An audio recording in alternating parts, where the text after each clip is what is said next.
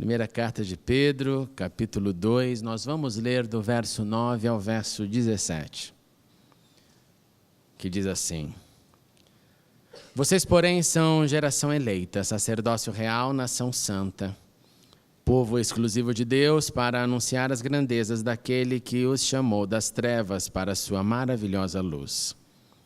Antes vocês nem sequer eram povo, mas agora são povo de Deus. Não haviam recebido misericórdia, mas agora a receberam. Amados, insisto em que, como estrangeiros e peregrinos no mundo, vocês se abstenham dos desejos carnais que guerreiam contra a alma. Vivam entre os pagãos de maneira exemplar, para que naquilo em que eles os acusam de praticarem o mal, observem as boas obras que vocês praticam e glorifiquem a Deus no dia da sua intervenção. Por causa do Senhor, sujeitem-se a toda autoridade constituída entre os homens, seja o rei, como autoridade suprema, seja os governantes, como por ele enviados para punir os que praticam o mal e honrar os que praticam o bem. Pois é da vontade de Deus que, praticando o bem, vocês silenciem a ignorância dos insensatos. Vivam como pessoas livres, mas não usem a liberdade como desculpa para fazer o mal. Vivam como servos de Deus. Tratem a todos com o devido respeito. Amem os irmãos, temam a Deus e honrem o Rei. Oremos uma vez mais. Pai, obrigado pela Tua presença em nosso meio. Nesta hora, nós também clamamos pelos nossos pequeninos, por todas as nossas crianças que recebem nesta hora a Tua palavra. Abençoe os professores e abençoe cada criança, Senhor, que também saiam daqui tocados pela semente das boas novas. E agora, Senhor, continue tocando as nossas almas, abrindo o nosso entendimento para ouvirmos a Tua palavra. Neste domingo de gratidão, de louvor, de lembrança e agora preparando os nossos corações para a ceia. Fale conosco. É o que pedimos em nome de Cristo Jesus. Amém e amém. Podemos assentar, meus irmãos. Uma vez que Deus nos treina e nos aperfeiçoa em cada estação da vida, para a próxima estação, nós vivemos na caminhada da fé e da espiritualidade em constante desenvolvimento. O desenvolvimento da sua fé não é um opcional. O desenvolvimento das suas capacitações e da sua jornada e da sua coerência diante daquilo que acredita, o nosso caminhar do dia a dia tem que estar se desenvolvendo a cada novo amanhecer, pois isso que chamamos de maturidade cristã, crescer com Cristo, mais similares a Cristo, mais parecidos com Ele. Então estamos em contínuo desenvolvimento. Na semana passada nós refletimos um pouco sobre isso, sobre visão e treinamento, pois Deus tem os seus planos, e os seus planos incluem ideias que Ele coloca nos nossos corações, ideias que brotam de dentro para fora, visões que somos chamados para executar. E quando assim fazemos, quando atendemos essas visões, quando o coração borbulha e ao invés de colocar num depósito e trancar a porta, mas pelo contrário, olhamos para as possibilidades, para as ideias, para as visões e prosseguimos, entendemos, descobrimos, vivenciamos uma vida com mais significado, com alegria de viver para servir. E por viver a alegria que tem aquele que vive para servir, assim continua servindo para viver. E nessa manhã eu vivenciei um pouco disso. Quando nós começamos o nosso culto da lembrança, vocês já perceberam que não é difícil para eu chorar, mas eu tive que dar a mão para a Cecília, trêmulo, com lágrimas e suspirando, eu só disse para ela: eu estou feliz. Feliz porque tudo começa com visão, e a visão geralmente é pequena. A visão geralmente é solitária. A visão geralmente não tem muitos adeptos, não tem uma torcida grande. A visão é algo que brota no coração do ser humano. E quando atendemos isso e não deixamos medo, desânimo, falta de encorajamento minar, nós chegamos nos dias, no bom dia, nas datas que Deus tem marcado. E por isso eu pude dizer para ela esta manhã, eu estou feliz. Feliz pela dádiva de, escute isso, ver e fazer. E eu quero continuar fazendo, porque sou o que não gostaria de ser, pois eu sou muito falho. Mas eu sou juntamente com você o que o Senhor diz que nós somos. E quando nós prestamos atenção em tudo aquilo que Ele diz, de tudo aquilo que Ele nos chama, nós passamos a ter uma consciência, essa consciência cresce. Ela é gerada em nossas entranhas e elas vão reverberando de dentro para fora. E assim nós somos encorajados a acreditar no que Ele disse, no que Ele diz. E quanto mais acreditamos no que Ele disse e no que Ele diz, outras visões aparecem, outras estratégias, outros momentos, mais força. E quanto menos acreditamos no que Ele disse e no que Ele diz, mais sentimentos de tristeza, mais decepções, mais tudo que é nocivo parece borbulhar no ar. Porque ao invés de prestar atenção no que Ele diz, no que Ele disse, no que Ele olha para mim, para você, e de maneira bem clara Ele fala e aponta e nos encoraja.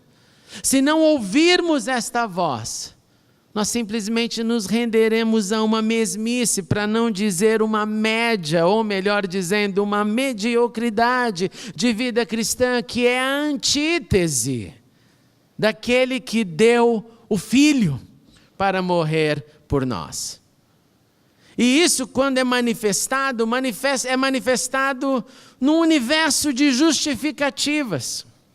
Eu não escuto o que Deus diz, quem eu sou, eu não escuto a forma que Ele me chama, e aí eu levanto as minhas justificativas e elas me mantêm na inércia, elas mantêm na inércia um povo inteiro. Ela mantém uma apatia, uma insensibilidade, uma falta de vida no olhar, falta de vida nas ações, no rosto, no corpo. Ele não é aberto para fora para encarar a vida, ele é fechado, deprimido, parece que não me toque, porque eu não quero sair desse meu ostracismo que não me permite abrir para encarar a vida de frente, sabendo que o poder de Deus habita em nós, não por mim ou por sua causa, mas por causa do amor dEle. E aí, ao invés de ampliar a nossa atuação, esses sentimentos nos limitam à ação, diminuem a nossa consciência. Consciência que devemos ter daquilo que, eu repito, que Ele disse, que Ele diz, do que você é, do que nós somos. Mas afinal, o que Ele disse? E o apóstolo Pedro escreveu e nos dá esta resposta. Ele aqui manda esta carta para um povo, escute com atenção, que sofria perseguição na pele. Um povo em rota de fuga, um povo que estava fugindo para salvar as suas vidas. Esse povo não estava viajando para um outro país a fim de ganhar dólares ou libras ou euros. Eles estavam fugindo em rota de fuga para salvar as suas vidas, o que é muito diferente. Espalhados, fora de suas casas, com um destino terreno incerto, uma vez que o destino celeste eles tinham convicção, cheios de ansiedade, e junto com a ansiedade, cheios de fé. Fé de que Cristo, o Cristo que receberam, era maior do que tudo. Que a graça desse Cristo era para eles e sempre será maior do que a vida. O que inclui a vida em fuga. E aí vem o apóstolo, neste momento de crise, e olha para essa audiência, esse público, e relembra-os da identidade, aquilo que Cristo disse que eles eram. Identidade que não deve, identidade que não pode jamais depender de onde nós estejamos. A nossa identidade não pode depender das circunstâncias que nós enfrentamos. A nossa identidade não tem a ver com o clima, com tempestades, com furacões, com verão ou com primavera. A nossa identidade em Cristo, ela independe de qualquer conflito.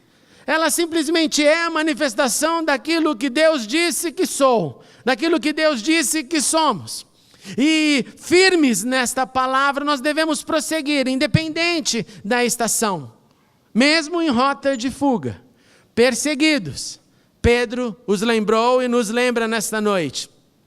Vocês, porém, são geração eleita, sacerdócio real, nação santa, povo exclusivo de Deus. Imagine um refugiado ouvindo isso.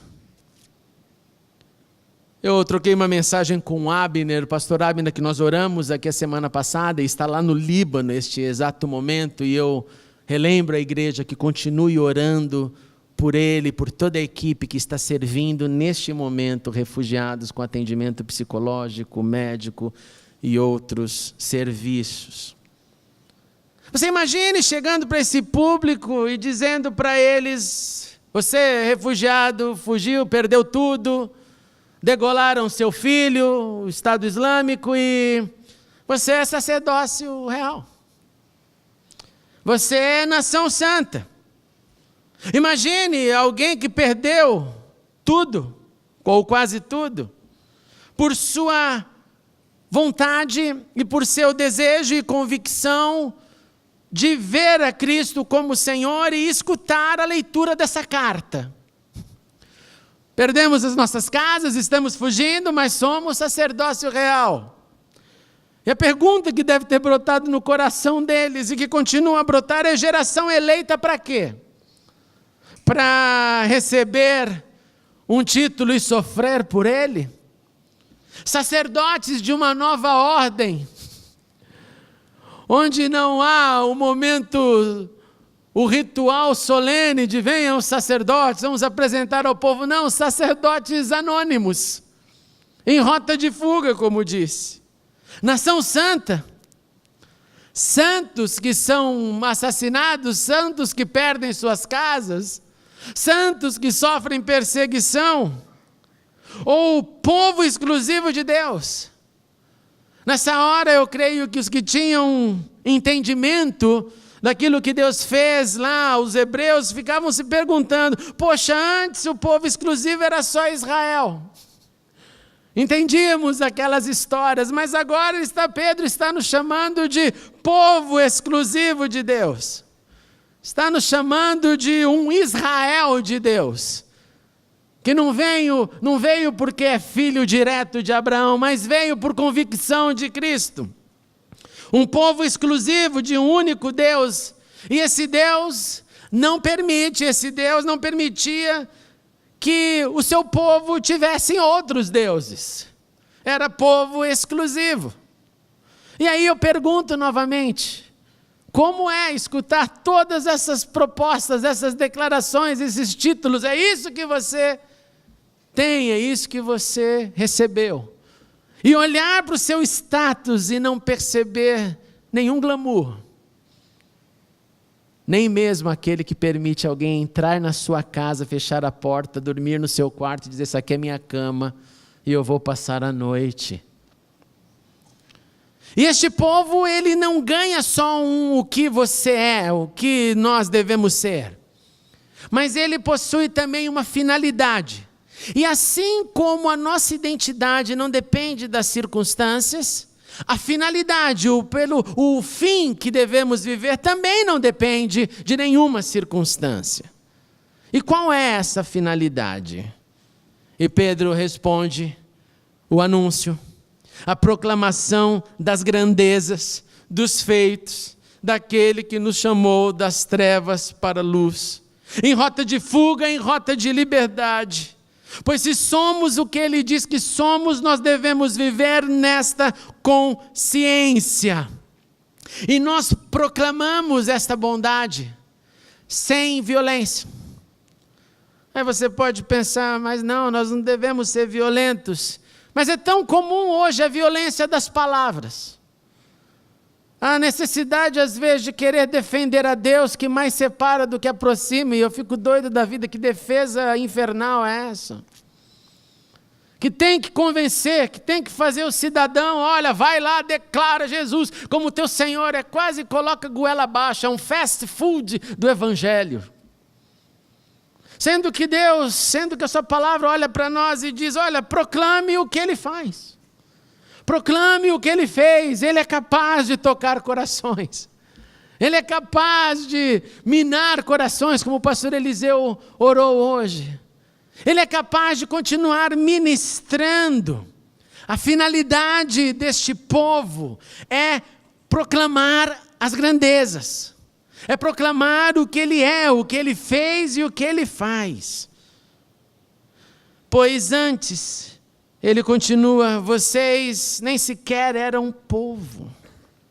Mas agora receberam misericórdia. Antes nós estávamos desgarrados.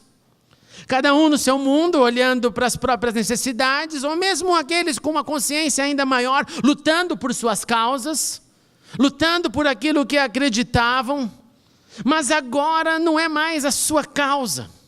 Agora não é mais a minha causa, a minha visão exclusiva de um lado da sociedade. Agora nós pertencemos a uma família, a família de Deus, e juntos operamos por todas as causas, e juntos dividimos as cargas, e juntos compartilhamos sonhos e executamos sonhos, juntos dividimos o sorriso, e muitas vezes dividimos as lágrimas, e assim nós vamos crescendo no modelo da imagem de Cristo Jesus. Se somos povo de Deus, vivamos então como povo dele, povo que reparta a misericórdia que recebemos. E repartir a misericórdia significa entender qualquer indivíduo que não entendeu que precisa de misericórdia. Compartilhar misericórdia não é um ato de superioridade. Eu tenho misericórdia para te dar num perfil monárquico, onde o rei se sentia feliz de dizer, eu vou te perdoar, eu vou ter misericórdia de ti. Mesmo quando o que você fez foi certo. Compartilhar misericórdia começa e deve começar a partir do entendimento das limitações humanas. E não do meu julgamento do que A seja ou do que B ainda não conseguiu ser. Sejamos um povo que sempre convida mais um para ocupar espaço neste povo. Sejamos um povo que vê a qualquer indivíduo com amor. A segunda parte do texto, depois então dessa definição, olha isso que vocês são. Em rota de fuga ou em liberdade. É este povo com todas essas vocações, independente da circunstância. Ele vai para a segunda parte e ele afunila um pouco mais sobre o que agora devemos fazer, já que somos, precisamos fazer. E ele começa da seguinte forma, eu acho lindo porque ele abaixa o tom agora para tocar corações. Ele começa, amados, eu insisto, amados, eu peço que abstenham-se, escute isso, de tudo o que é menor do que o maior que em nós habita. Abstenham-se dos desejos carnais.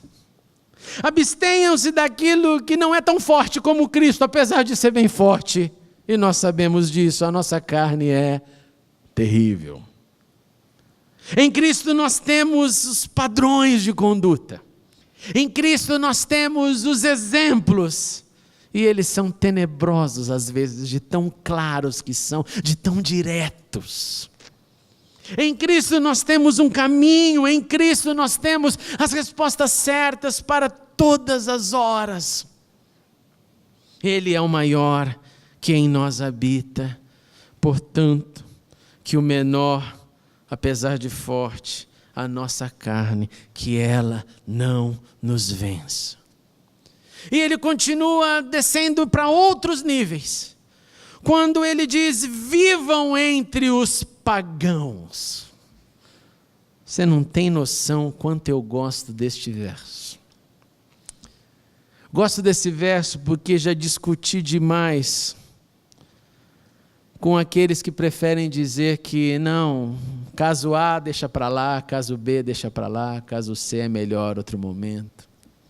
Não entre nesse meio, não entre naquele outro. Não, o que vão falar se você estiver pregando ali, acolá ou do outro lado? Você imagina como eu gosto desse verso, de maneira clara, que diz: vivam entre os pagãos. Vivam entre aqueles que são diferentes. Por quê? Aí vem a voz dos protetores: mas pastor, você poderá ser contaminado. Mas pastor, e eu entrego novamente a pergunta: que Cristo é o Cristo que você serve? Um Cristo que te coloca medo no coração, que não permite você pregar para A ou para B, porque você pode ser contaminado. Se a tua fé está nesse momento, é um lindo sinal de que Deus quer te dar maturidade, para que você cresça e não tenha medo algum para pregar para qualquer indivíduo da terra. Seja extremamente diferente, seja um pouco parecido com você. Estejam em todos os lugares, com todo tipo de pessoas, como recipientes e manifestadores de boas obras. Não precisa teologizar com respostas que limitem o nosso alcance. Não precisa tentar dizer, não, mas talvez, nada disso. Vivam entre os pagãos. Não tenha medo de enfrentar nenhuma crença ou descrença. Eu já contei essa experiência aqui, mas vale a pena repetir. Eu ainda era um menino de uns 14 anos de idade, quando um missionário americano, na porta de um terreiro, e lá não era um terreiro comum, era um terreiro assumido: aqui fazemos o mal. Aqui o nome vai para a boca do sapo, aqui a gente junta casal, separa casal, dinheiro garantido. Resultados em 30 horas ou seu dinheiro de volta. Como tem muitas hoje as placas espalhadas pela cidade, você tem visto isso. Eu fiquei chocado em relação ao Dia dos Namorados, a quantidade de propaganda que eu recebi. Amarre ou desamarre o seu amor ou tenha o seu dinheiro de volta. Fiquei assim, uau, essa é nova. E esse missionário americano me pegou pela mão, quando eu tentei retroceder: opa, acho que aqui melhor não, vamos embora para casa. E ele disse: o Senhor Jesus que está em nossos corações remove todo medo, vamos lá. E eu, de mão dadas com ele era um americano muito alto, fui, entrei, e aquele dia me veio a consciência de que não há medo em quem tem Cristo, Senhor dos exércitos, em seu coração. E não só isso, não só não tem medo, e isso não quer dizer então você vá na sua arrogância, não, vá no amor. Vá pronto para dar um abraço em qualquer um, porque é tudo gente, no final é tudo gente, com roupa branca, preta, pelado, é tudo gente. Tudo, gente. O amor tudo vence, e o amor vence mesmo quando perde, ou quando parece perder. O que fazer então, o povo de Deus? Pedro continua: por causa do Senhor, sujeitem a toda a autoridade. Um dia um soldado chegou para mim e disse assim: você veio do Brasil e você sabe que aqui em Israel, isso era lá em Israel, nós não gostamos da polícia. Eu disse: por quê? E ele respondeu: em nenhum lugar do mundo ninguém gosta da polícia. E eu perguntei, por quê? Porque eles estão aí. A gente começou a falar um monte de besteira. E eu pensei naquele dia, naquele momento, sobre a complexidade dessa palavra, de sujeição a uma autoridade. Sujeição à autoridade, meus irmãos, não significa uma submissão calada. Sujeição às autoridades significa que um manda e o outro obedece sim, mas que eu tenho o direito de levantar meu dedo e dizer, porventura não há um caminho no meio? Sujeição à autoridade não quer dizer, olha, eu não aceito, então eu vou virar minha cara, porque eu não quero saber. Isso é criancice. Sujeição à autoridade é sentar do lado de alguém e compartilhar o que eu posso fazer para ajudar ou para transformar essa situação que você enfrenta, porque parece que ela está complexa, ela não foi resolvida. O que eu posso fazer? Como eu posso te servir? Sujeição à autoridade não é simplesmente apontar o que a autoridade faz sem compreensão. Sujeição à autoridade não é criar um antagonismo, uma raiva interna por alguns atos de injustiça. Sujeição à autoridade significa, conte comigo, eis-me aqui, Rinene. Eu estou aqui para poder criar algo melhor, para auxiliar, e não simplesmente para acusar. E assim eu posso cooperar para possibilidades de maiores acertos. Ao invés de simplesmente dizer, você manda e manda ruim, fique longe. E eu obedeço porque tenho que obedecer, mas não quero conversa. E esse é um dos dramas que a nossa sociedade vive. Porque governam ruim, e aí nós nos afastamos. Porque a manifestação da maldade cresce, e nós ficamos murmurando. Ao invés de dizer o que eu posso fazer. Como eu posso levar alguma solução. É da vontade de Deus, sim, que praticando o bem, Pedro diz, vocês silenciem a ignorância dos insensatos. O Evangelho, a cartilha de Cristo, não é pela imposição, mas é pela bondade manifestada, é pela cooperação, é pelo dizer, eu estou aqui para ajudar. Vivam como pessoas livres, vivam como servos de Deus, livres sim, mas entendendo o que convém e entendendo o que não convém. Nessa hora vêm muitas perguntas que são práticas e é comum para eu responder, principalmente para os jovens. Mas não tem nada a ver, pastor, eu quero ir lá naquele lugar, todo mundo está lá curtindo, tal, acontecendo mil e umas coisas, mas eu não faço nada, eu só quero ver, eu só quero estar lá, pastor. Já sabem, né, jovens, se me perguntarem isso, viu, adolescentes, isso que eu vou responder para vocês. Eu vou falar, olha, não convém. Por que não convém? Por que não convém? Por que você vai na igreja? Não. Não convém porque você vai voltar para casa cheio de fantasmas na mente. Vai voltar para casa cheio de imagens. Vai voltar para casa cheio de ideias, de comparações, de possibilidades, do que não tem nada a ver com a gente. Por isso não convém. Você é livre? Claro que você é. Posso confessar um pecado? Posso. Eu lembro um dia que é bem private isso, acho que vale a pena. Eu lembro que um dia eu falei comigo mesmo, mas que história é essa de ficar crente toda hora? Já encheu o saco, eu quero que sair hoje, vou dançar, eu vou apavorar. Aí eu fui, cheguei na época era discoteca ainda, aquela que os irmãos mais velhos já tinham frequentado, e eu só ficava ouvindo, poxa, eu não posso. Aí chegou o dia que eu podia, eu fui lá. Primeiro que péssimo dançarino, né? Quem foi no retiro de casal viu como é tão péssimo. Muito motivado, mas preciso de aulas. E aí lá, aquele clima rolando, de repente comecei a ficar assim com vazio, né? Eu falei, caramba, eu não tenho nada a ver com esse negócio. Aí você vai para a parede, bota o pezinho assim na parede, né? Com um copinho de Guaraná, né? Todo mundo lá, e aí, vem cá. Não dá. Mas esse não foi o pecado foi que daí tinha uma menina lá, irmãos, olha aí, escute isso, adolescente, escute isso.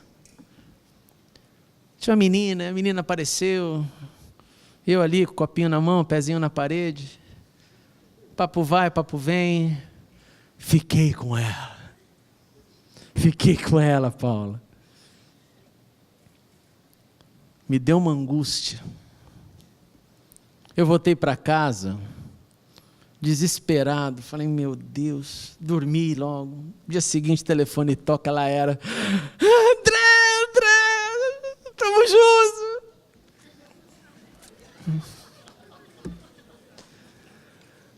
Foi horrível. Eu disse para ela assim, olha, pense o que você quiser, mas eu tenho só algo para te dizer. Me perdoe. O quê? Você não gostou do beijo? Eu falei, não, pelo amor de Deus, não tem nada a ver com isso. Me perdoe, eu não acredito nisso. Eu não acredito nisso. Mas, me perdoe. Não sou eu. Não preciso dizer que ela nunca mais olhou na minha cara, nunca mais falou comigo, e deve ter falado para todo mundo que eu era qualquer coisa menos o que sou. E eu tive que terminar o ano ainda na escola, falando, tudo bem, foi um momento meu. Eu sou livre. Você é livre, adolescente. Você é livre, jovem. Você é livre, inclusive, homem casado, mulher casada. Mas nem tudo nos convém. Finalmente, o apóstolo Pedro conclui, tratem a todos com devido respeito, amem os irmãos, temam a Deus e honrem o rei. Isso nos diz a respeito de um padrão lindo de convivência em harmonia, onde o amor na horizontalidade da vida possa nos unir, onde o temor, a verticalidade a Deus me mantenha consciente de que Ele é o Senhor e eu servo e não o contrário. E honrando o rei, eu posso cooperar com o rei para melhoras, ao invés de simplesmente apontar o dedo e dizer aquilo que ele não fez ou que ele não faz. Concluindo, somos povo de Deus. Temos a missão de transformar tudo o que pudermos em nossa sociedade. Não jogue essa missão para o outro. Nossa vocação não é opcional, ela é essencial na caminhada da fé. E a nossa arma é o amor, manifestado através da bondade, dos bons exemplos e da submissão que coopera. Sejamos, irmãos e irmãs, o que Deus diz que nós somos e façamos o que Ele nos mandou fazer. Vamos nos colocar em pé e vamos orar.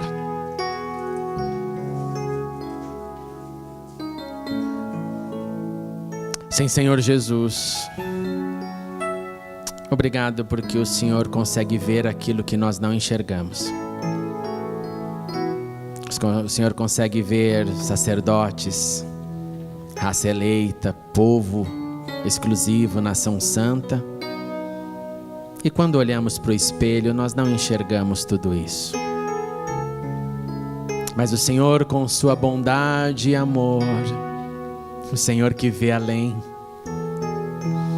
nos chama para enxergar com os teus olhos. E enxergando com os teus olhos, temos condições de ser o que o Senhor diz que somos e de viver a vida que o Senhor quer que vivamos. Ajuda-nos, Senhor.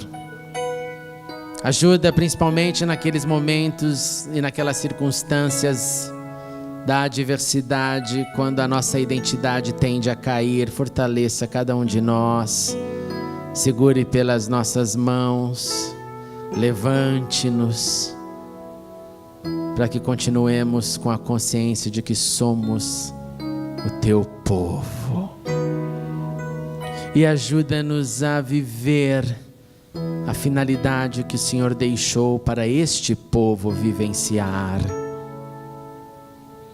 E que a bondade sempre vença em toda e qualquer circunstância. em nome de Jesus, para a glória de Jesus e para crescimento deste teu povo e do teu reino aqui na terra, até que tu voltes. Assim oramos. Amém.